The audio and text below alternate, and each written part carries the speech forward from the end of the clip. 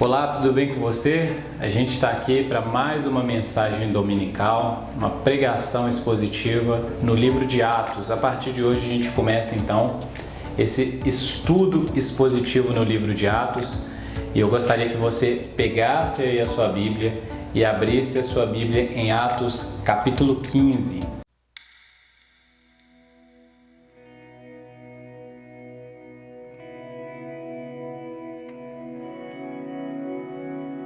Então vamos começar aí a nossa leitura de Atos capítulo 15. Antes, a gente precisa fazer uma recapitulação. Você lembra que na última ministração nós falamos aí da primeira viagem missionária aí que Paulo e Barnabé empreenderam aí e eles voltaram para a igreja de Antioquia e deram então aí o relatório de como foi, de como os gentios haviam recebido o evangelho, das curas, dos sinais que foram realizados e a expansão do evangelho ali naquela região. Aqui no capítulo 15 nós vamos acompanhar um processo muito importante na história da igreja. Nós vamos falar do primeiro concílio da igreja, o concílio de Jerusalém, e as questões que foram tratadas ali são questões muito importantes, porque elas tratam basicamente, e a questão levantada no concílio de Jerusalém é muito importante, porque ele tem a ver com a soteriologia cristã, ou seja, como as pessoas são salvas, quem promove salvação e quais são as exigências de Deus para essas pessoas que são salvas. Então nós vamos acompanhar o texto e a gente vai ver como que a igreja foi desenvolvendo o seu pensamento, a sua teologia a respeito da salvação, de acordo aí com a história que vai acontecendo. Então ainda em Antioquia, Paulo e Barnabé são incomodados por alguns irmãos que eram da igreja de Jerusalém, de origem judaica, sobre a questão da circuncisão, sobre a questão da observância da lei. A gente vai perceber que surge então um grande problema no meio ali da igreja de Antioquia. Barnabé e Paulo então decidem ir a Jerusalém e tomar aí o parecer da igreja ali, dos apóstolos, e eles então iniciam esse debate, esse processo de chegar a um senso, a um ponto comum, se aquilo realmente era algo necessário, o que deveria acontecer. E isso está lá a partir do versículo 1 e eu gostaria que você lesse comigo. Atos dos Apóstolos, capítulo 15, versículo 1, diz assim: Alguns indivíduos que desceram da Judéia ensinavam aos irmãos: Se não vos circuncidardes segundo os costumes de Moisés, não podeis ser salvos. Tendo havido da parte de Paulo e Barnabé contenda e não pequena discussão com eles, resolveram que esses dois e alguns outros dentre eles subissem a Jerusalém aos apóstolos e presbíteros com respeito a esta questão, enviando, pois até certo ponto, acompanhado pela igreja, atravessaram as províncias da Fenícia e Samaria, e narrando a conversão do gentio, causaram grande alegria a todos os irmãos. Tendo eles chegado a Jerusalém, foram bem recebidos pela igreja, pelos apóstolos e pelos presbíteros, e relataram tudo o que Deus fizera com eles. Insurgiram-se, entretanto, alguns da seita dos fariseus, que haviam crido, dizendo: É necessário circuncidá-los e determinar-lhes que observem a lei de Moisés. Pessoal, então o que nós temos aqui nesse texto é justamente essa controvérsia a respeito da salvação. Alguns judeus, e a gente precisa falar realmente dessa exceção, que eram alguns e não todos, estavam sugerindo que aquelas pessoas que haviam se convertido ao Evangelho deveriam então circuncidar, ou seja, deveriam também ter no seu corpo o mesmo sinal que o judeu carregava desde a sua infância, aquele sinal da circuncisão, assim como Abraão, Isaac, Jacó e todo o povo de Israel passava por esse tipo de ritual para sinalizar aí a salvação, o pacto, a aliança divina. Então Paulo e Barnabé, após pregar aos gentios, eles são totalmente contrários a essa recomendação. Por quê? Porque eles entendem que a salvação em Jesus Cristo é pela graça mediante a fé e que não há nenhuma ação humana que precisa ser feita para que essa salvação seja concluída. Então a questão aqui não é simplesmente um símbolo externo aí da salvação. Mas os judeus estavam sugerindo que se aquelas pessoas que haviam se convertido a Jesus, ao Evangelho, se elas não fossem circuncidadas, elas então estariam incompletas aí no processo de salvação. É como se elas estivessem dizendo que somente Jesus Cristo não basta, somente a fé nele não basta para ser salvo. Você precisa ter fé, mas você também precisa aí cumprir a lei, observar a lei, aí ter o seu corpo circuncidado, como elementos que completem aí a obra da salvação. Paulo e Barnabé, eles eram totalmente contrários, tanto que o texto vai falar que eles tiveram não pequena discussão. Então a conversa ali, o debate, a discussão foi algo sério, foi algo que realmente que teve um atrito entre Paulo, Barnabé e aqueles judeus que vieram de Jerusalém. Então, a gente vê um problema muito sério aí, que é a compreensão de como Deus está salvando os gentios. Veja bem, o problema aqui agora não é que o Evangelho chegou aos gentios. Grande parte dos judeus já haviam recebido a notícia de que o Evangelho estava sendo anunciado a gentios. E eles sabiam também que isso era um cumprimento de uma promessa, porque o Antigo Testamento ele já dava sinais de que Deus abençoaria todas as nações da terra, que Deus traria povos de outras nações também para a sua aliança, para ser abençoado pelo Deus de Israel. Então o problema aí não é o Evangelho chegando a lugares gentílicos. Ou seja, o problema aqui para esses judeus é o meio a qual esses gentios estão sendo salvos. O que eles estão dizendo é que somente crer não é o suficiente, eles precisam também se adequar aos costumes judaicos, à cultura judaica, às práticas judaicas.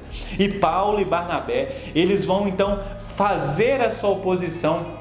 E eles tomam então essa decisão de levar essa discussão para os apóstolos em Jerusalém, os presbíteros, para que isso seja resolvido de uma vez por todas. Porque a gente entende o seguinte, que a igreja, a liderança da igreja nesse tempo aqui, ela está concentrada em Jerusalém.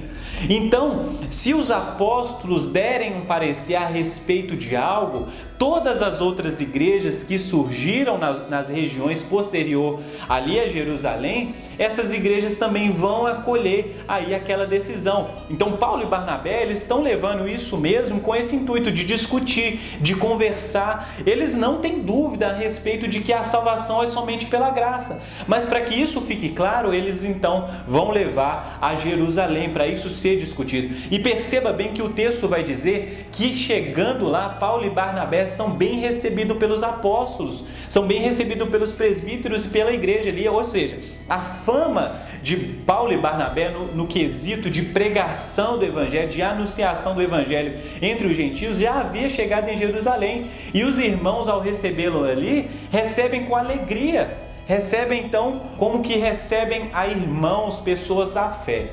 Isso é muito importante. Então vamos acompanhar aí, Atos 15, versículo 6. Diz assim: então se reuniram os apóstolos e os presbíteros para examinar a questão. Havendo grande debate, Pedro tomou a palavra e lhes disse: irmãos, vós sabeis que desde há muito Deus me escolheu dentre vós, para que por intermédio ouvissem os gentios a palavra do Evangelho e crescem. Ora, Deus que conhece os corações, lhes deu testemunho, concedendo o Espírito Santo a eles, como também a nós concedera. E não estabeleceu distinção alguma entre nós e eles, purificando-lhes pela fé o coração. Agora, pois por que tentais a Deus, pondo sobre a serviço dos discípulos um jugo que nem nossos pais puderam suportar, nem nós? Mas cremos que fomos salvos pela graça do Senhor Jesus, como também aqueles o foram. Olha só o que Pedro entendeu. Você lembra que lá em Atos capítulo 11, Pedro está tendo discussão semelhante com alguns irmãos. Porque aquele homem gentil a qual Pedro havia anunciado o Evangelho, havia recebido o Espírito Santo, e não somente ele, mas também a sua casa, as pessoas que moravam ali. Aquele homem era Cornélio, um gentio, uma pessoa que não era um judeu natural de Israel, mas que Deus concedeu aí o dom da vida eterna. O Espírito Santo foi derramado no coração daquelas pessoas. Pedro está então lembrando essas pessoas, principalmente aqueles que eram do partido dos fariseus, que estavam se opondo àquilo que Paulo e Barnabé estavam propondo na igreja.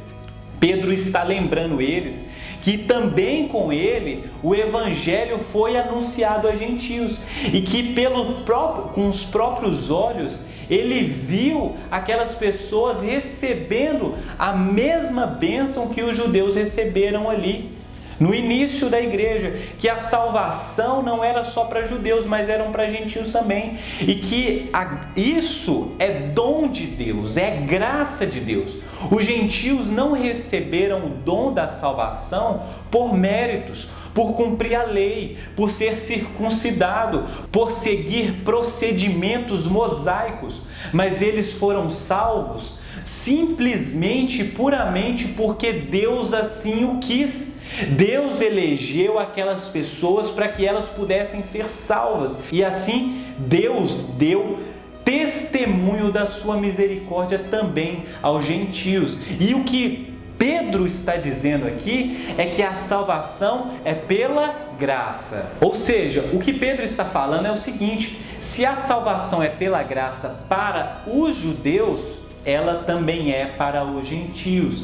Não há distinção. Deus está salvando pessoas e não nações simplesmente, não um povo específico, mas Ele está salvando pessoas de todos os lugares. E isso é muito legal, porque Pedro, como líder da igreja, ele está destacando aí e colocando o seu testemunho positivo, aquilo que Paulo e Barnabé estavam trazendo então diante da igreja de Jerusalém. Ainda nessa conversa, a gente vai ver então o que Tiago, aquele Tiago, irmão de Jesus, vai dizer a respeito disso. O mesmo Tiago que escreve aí o livro de Tiago, né, a carta de Tiago ali, né, o que ele vai dizer a respeito dessa questão. E olha lá o que vai dizer no versículo 12: e toda a multidão silenciou, passando a ouvir a Barnabé e a Paulo, que contavam quantos sinais e prodígios Deus fizera por meio deles entre os gentios. Depois que eles terminaram, falou Tiago dizendo: irmãos, atentai nas minhas palavras. Expôs Simão como Deus primeiramente visitou os gentios, a fim de constituir dentre eles um povo para o seu nome. Confere com isto as palavras do profeta, como está escrito: cumpristes estas coisas, voltarei e reedificarei o tabernáculo caído de Davi, e levantando-o de suas ruínas, restaurá-lo-ei, para que os demais homens busquem o Senhor, e também todos os gentios sobre os quais tem sido invocado o meu nome. Diz o Senhor, que faz estas coisas conhecidas desde séculos. Olha só o que Tiago está falando aqui. Gente, o Pedro, né, Simão Pedro já falou como que ele mesmo testemunhou como Deus está salvando pessoas, como que Deus está construindo um povo entre os povos. Deus não está colocando aqui o nosso povo judeu especialmente acima de outros povos. Não, a salvação ela é grátis, ela é gratuita e é um dom de Deus que Deus está dando a todas as pessoas. O tabernáculo caído de Davi está sendo reerguido em Jesus Cristo, e o fato dele estar sendo reerguido em Jesus Cristo significa que a profecia está sendo cumprida. Pessoas de todas todas as nações, pessoas gentis estão vindo cultuar o Deus de Israel através da pregação do Evangelho. Ou seja, o tabernáculo de Davi está restaurado. O tabernáculo de Davi não é uma construção feita por mãos humanas, mas é obra do divino. E agora nós temos então um altar, um lugar sagrado, o Santo dos Santos. Qual lugar é esse? Esse lugar é a presença de Jesus Cristo, porque por intermédio de Jesus Cristo, pelo seu sangue derramado, nós temos então acesso completo à presença de Deus, acesso à justiça de Deus, acesso ao perdão de Deus e acesso à comunhão de Deus. Nós não precisamos mais que as pessoas venham para Jerusalém para ter contato, relação com Deus. Por quê? Porque Deus decidiu ir às nações através do Evangelho, através do Espírito Santo que habita nos discípulos. Então, onde o Evangelho é pregado, onde existe um discípulo de Jesus pregando o Evangelho, Jesus está ali fazendo mediação entre o povo e Deus. Ou seja, o Tiago está falando aqui isso, que Deus já está formando um povo para si. Isso não pode ser ignorado. Nós não podemos colocar uma carga nos gentios a qual nem o povo judeu conseguiu suportar, nem os pais judaicos ali, os pais israelitas conseguiram suportar o peso da lei. Como agora a gente vai impor isso aos gentios? Ou seja, a salvação não é por obra, a salvação não é por aquilo que eu consigo fazer, não é pela minha capacidade de agradar a Deus, mas é porque Deus decidiu se agradar de Jesus Cristo e Ele decidiu me encontrar em Jesus Cristo. Ele me atraiu para si e agora nós somos dele pela graça. Não há uma força, não há algo que nós fazemos para contritar o coração de Deus. Ele nos elegeu em amor. Então vamos seguir o texto. Olha o que diz aí no versículo 22.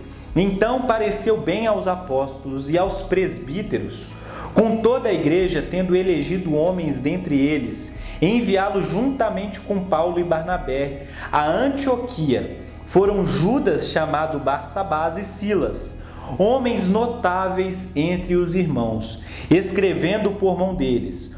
Os irmãos, tanto os apóstolos como os presbíteros, aos irmãos de entre os gentios de Antioquia, Síria e Cilícia, saudações, visto sabermos que alguns que saíram de entre nós, sem nenhuma autorização, vos têm perturbado com palavras, transtornando a vossa alma.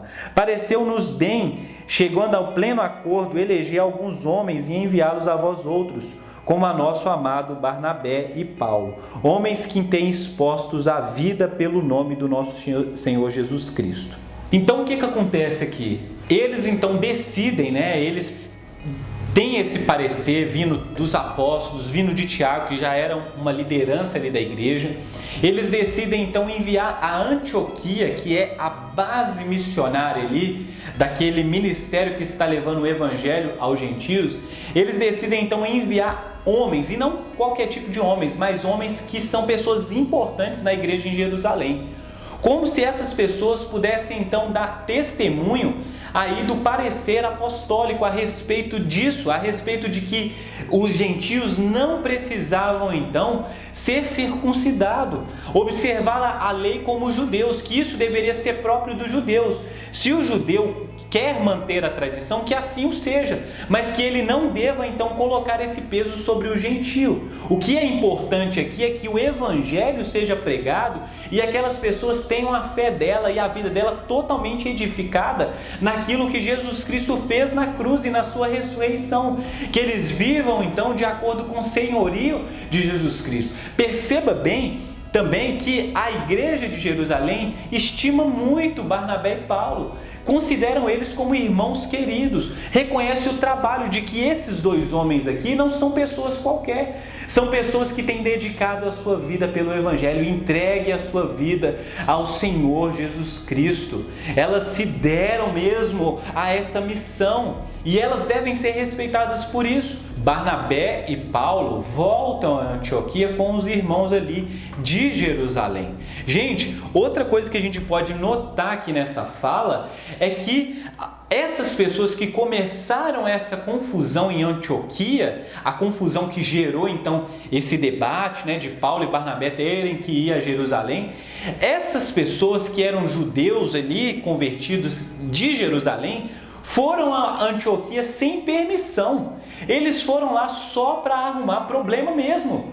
E eles foram sem essa autoridade, sem esse parecer dos irmãos ali de Jerusalém, sem um parecer apostólico. Aqui o próprio Tiago já está falando que esses irmãos não têm aí nenhuma prerrogativa sadia, nenhuma autoridade para fazer esse tipo de exigência, porque eles fizeram isso às próprias custas. Ou seja, eles devem ser calados. Nós podemos tirar uma lição agora sobre isso aqui, de que algumas pessoas que parecem que se converteram, a gente não sabe o certo se sim ou se não, baseada em algum senso de conhecimento próprio, de autojustificação, de senso de superioridade. Por muitas vezes, elas se acham no direito de exigir que outros irmãos se adequem a costumes que são simplesmente culturais, que é simplesmente usos e costumes, são simplesmente moralismo. E elas então querem forçar outras pessoas a viverem daquela forma, naquele padrão. E elas então começam a perturbar pessoas sem o mínimo reconhecimento da igreja, da comunidade a qual elas pertencem. Então elas fazem isso no próprio senso de justiça e querem impor então um padrão de comportamento, de liturgia, de culto a pessoas a qual elas acham que por algum motivo devam ser como elas são. A gente precisa tirar uma conclusão disso aqui, de que certas coisas nós precisamos então conversar, fazer realmente concílios ou conselhos, reuniões, assembleias e discutir de maneira sadia, saudável e teológica assuntos que pra gente por algum momento pareça ser ali algo confuso. E a gente precisa então conversar. A gente precisa escutar opiniões diferentes, não simplesmente chegar e achar. Gente, nós não podemos viver de achismo. Existe uma doutrina bíblica, existe um parecer bíblico. E muitas vezes a Bíblia ela vai dizer que certos tipos de comportamentos são culturais e eles não devem ser mudados simplesmente porque são culturais. A gente precisa observar o que a Bíblia exige do cristão. E aquilo que ela não exige do cristão, nós não devemos então fazer de comportamentos, de usos e costumes religião. Nós não podemos decretar como as pessoas devem viver. Então os irmãos chegaram a Antioquia e foram ler então esse parecer. Isso está lá no versículo 30, olha só o que diz. Os que foram enviados desceram logo para Antioquia e tendo reunido a comunidade, entregaram a epístola. Quando a leram, sobremaneira se alegraram pelo conforto recebido. Judas e Silas, que eram também profetas, consolaram os irmãos com muitos conselhos e os fortaleceram. Tendo-se demorado ali por algum tempo, os irmãos os deixaram e voltaram em paz aos que o enviaram. Gente, olha só.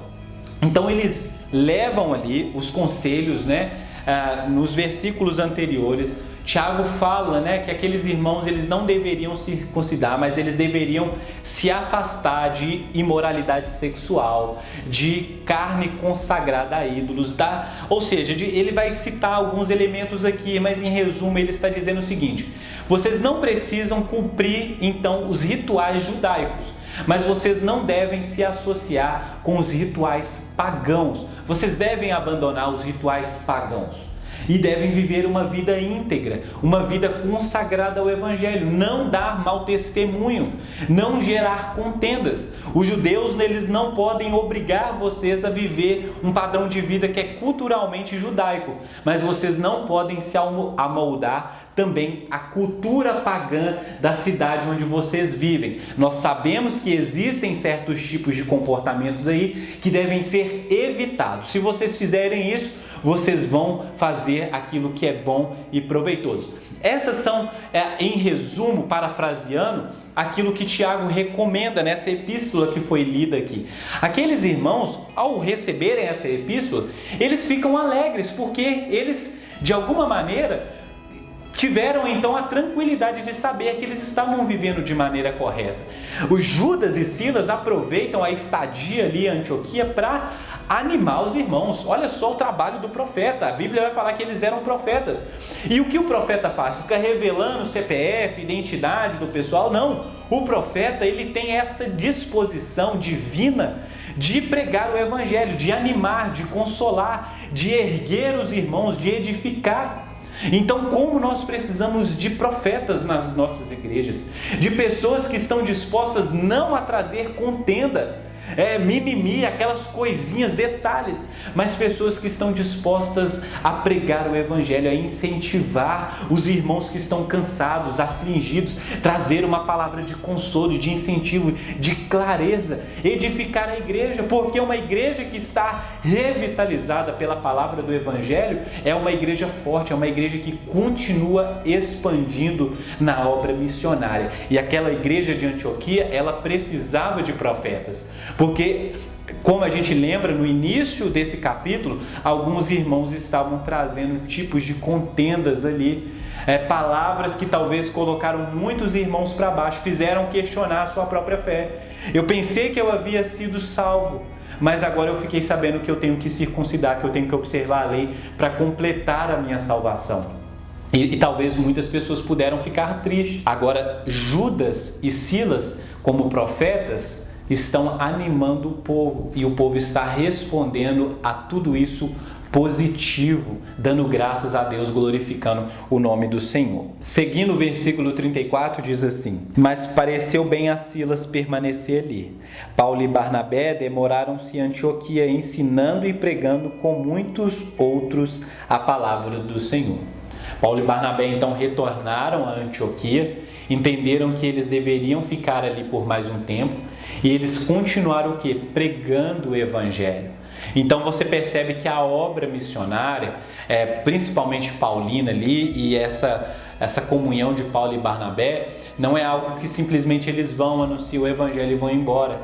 Eles têm um compromisso com a edificação, com a consolidação ali do Evangelho entre essa cidade que é Antioquia. Antioquia era essa base missionária fora ali do território de Jerusalém.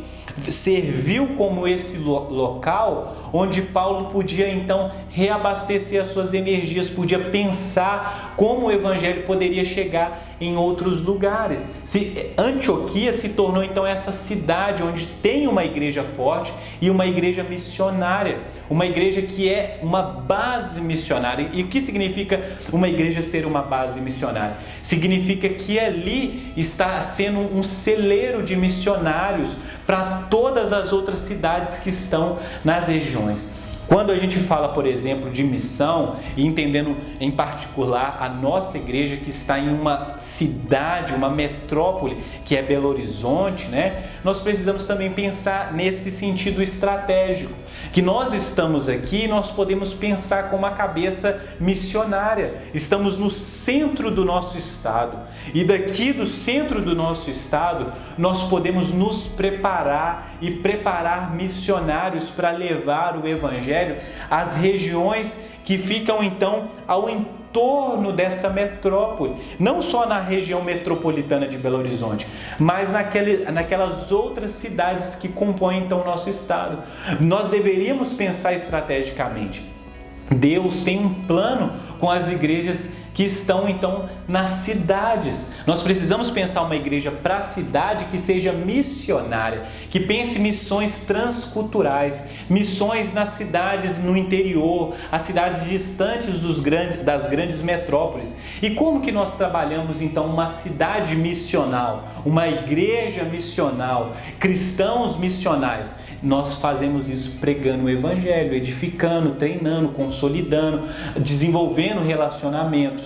Então, quando nós estamos, por exemplo, aqui lendo a carta de Lucas, né? Quando nós estamos lendo então o livro de Atos e olhando para o testemunho cristão, nós precisamos também aprender e ser incentivados, inspirados a esse senso missionário, de levar o Evangelho, de pregar o Evangelho, de desejar que não só a nossa cidade, mas que a partir da nossa cidade, outras regiões sejam também alcançadas pelo Evangelho de Jesus Cristo.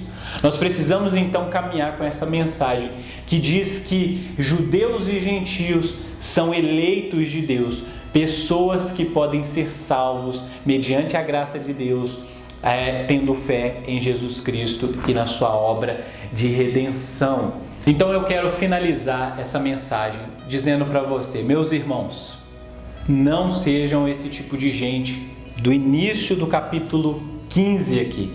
Gente que arruma treta na igreja só para arrumar mesmo, só para moldar o comportamento das pessoas. Não seja esse tipo de gente. Gente que perturba aquelas pessoas que estão recebendo o Evangelho. Não seja esse tipo de gente. Gente insensata. Gente que trabalha contra o Evangelho. Nós precisamos ser aqui como aquelas pessoas que desejam o crescimento do Evangelho, crescimento de pessoas. Quando nós tivermos dúvidas a respeito de alguma doutrina, a respeito de algum tipo de prática, o que nós devemos fazer então é nos reunir para conversar, para a gente poder examinar as Escrituras e pelas Escrituras então obter aí direção de Deus. O Espírito Santo vai nos confirmar a verdade e muitas das nossas tretas dos dias de hoje, elas já foram solucionadas aí durante a história da igreja. Então o que nós precisamos fazer é aprender com as Escrituras e observar os nossos irmãos, as igrejas que foram desenvolvidas, as controvérsias e prezar por um evangelho saudável, um evangelho que alcança o gentio em todos os lugares. Esse é o meu desejo, essa é a minha oração, que sejamos missionários em igrejas, em cidades que vão por todos os lugares do nosso país e do mundo. Eu quero orar com você, orar para que Deus alimente uma chama dentro do seu coração que deseja pregar o Evangelho para todos os lugares. Nós sabemos que a pregação do Evangelho também é dom de Deus, a capacidade de anunciar o Evangelho também depende do Espírito Santo e nós devemos então orar para que Deus nos capacite, nos habilite, nos dê aí palavras na hora de anunciar o Evangelho, que a gente também possa se preparar para esses momentos. Vamos orar? Feche os seus olhos. Senhor, obrigado por essas pessoas, pela nossa igreja, pelas igrejas na nossa cidade em Belo Horizonte, igrejas que têm se comprometido com o Evangelho. Nós sabemos, ó Pai, que não é exclusividade da missão 1618, mas a graça do Senhor está sendo derramado em todos os lugares, ó Pai, na nossa cidade.